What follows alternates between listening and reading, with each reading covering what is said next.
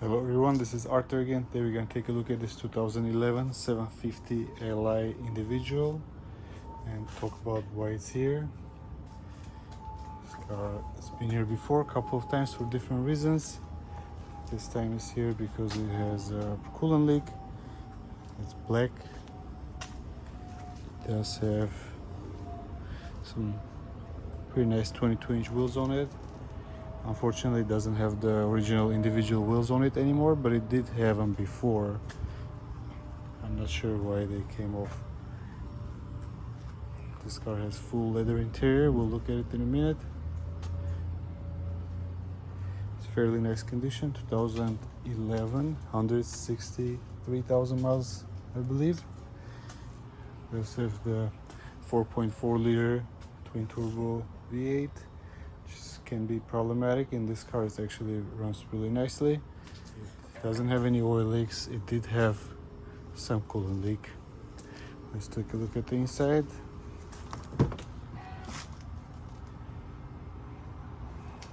This one has the individual package as mentioned, 2-color combination leather interior.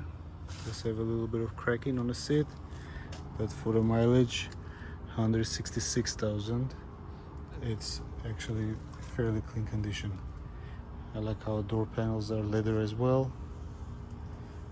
It does have some sticky handles. I think we're gonna have to fix that this time with new handles.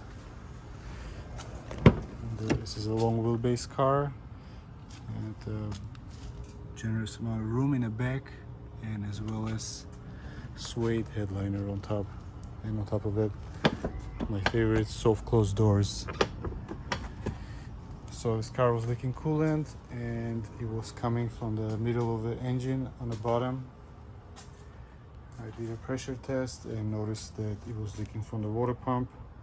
There are many hoses around this area.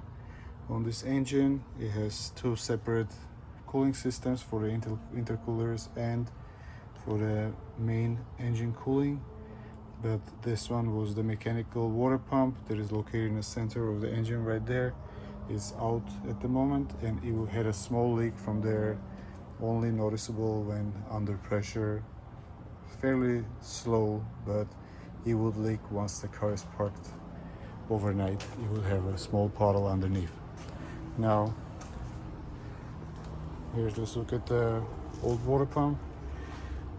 As you can see, looks like it's been leaking for a little while, judging by the staining.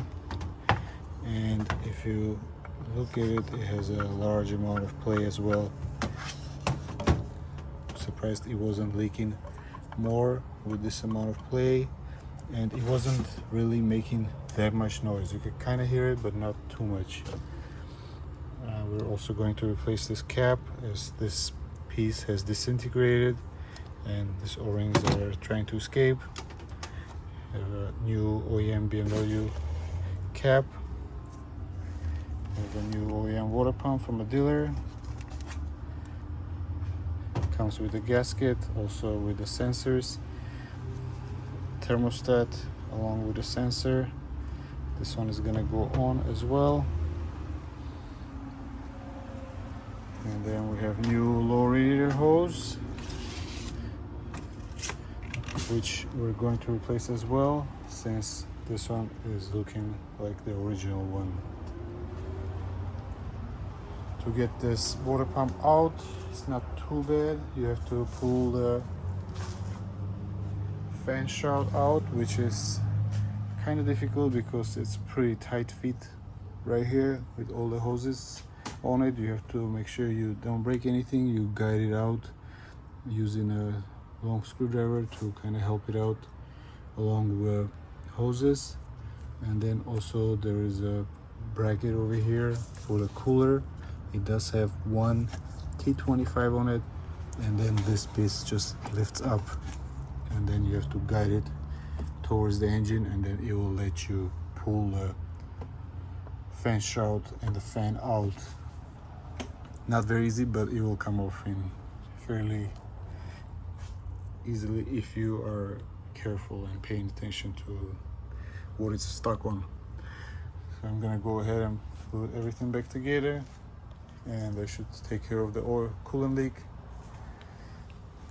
and that's about it.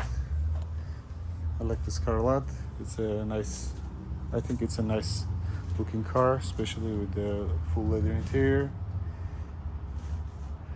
Overall, I'm a big fan of 7 Series, and this is one of the better ones. Thank you for watching. Please comment, like, and subscribe. There are more videos to come.